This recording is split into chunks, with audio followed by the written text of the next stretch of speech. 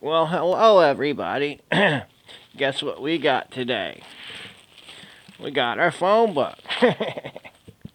It just, yeah, back in the day, this is what we used to use. But believe it or not, in our industry, people still use it. People are like, you should not be in the phone book. It's a waste of time and a waste of money. But there's certain industries that your target market still uses the phone book. For example, the tree industry, the average, homeowner is a little bit older. So if you have, older people that owned older homes that have older trees, and normally they like to keep up on their tree work. So it's not too terrible of an idea to stay in the phone book if you're in the tree service. Also, too, every once in a while, especially in Florida, you have hurricanes. All the power goes out. You might not have access to the internet. Maybe, maybe the cell phones go out. Maybe you hit a tower. Maybe overcast. Maybe something happens where they can't quite, they can't charge their cell phone. Their cell phone's dead. They don't have a generator. Tree falls on their house. Some people still have landlines, believe it or not. Who has landlines? Older people. Older people sometimes still have their landlines. Sometimes they don't have the new technology. But that's why we still use the old yellow pages. And now that not many people use the yellow pages, it's getting a lot cheaper for us little guys to get in the phone book.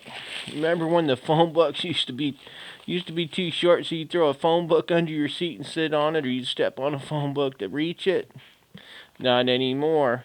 Look how thin them phone books are. This is the whole phone book. This used to be just the size of the white pages. That is the whole entire phone book right there. So, it's actually a lot cheaper for us to be in the phone book than a lot of other places. So, if you have a tree service or some other type of service where your target market maybe is the older folks with more established, demographics, they have older homes, older people. They have bigger yards with more established trees. It's a pretty good chance that they might have a landline and they might still use the phone book. So don't rule out the phone book. I remember when I first started my business, I couldn't afford to be in the phone book. Can you imagine that? Imagine that. So what I did was I put a little teeny ad in the phone book. Little teeny ad in the phone book. I could barely afford a little tiny ad. Let's see here.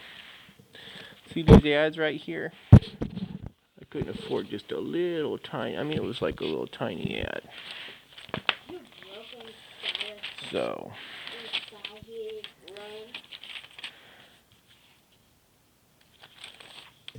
okay.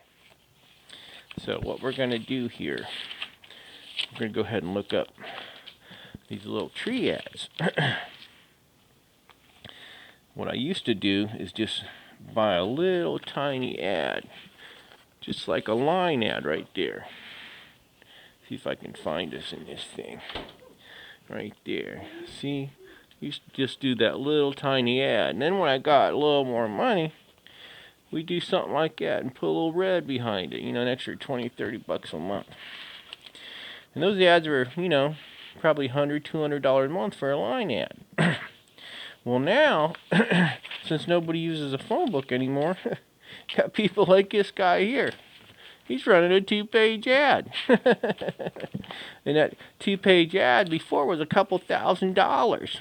Now you can run that same ad. This whole page is like $300-400, you know.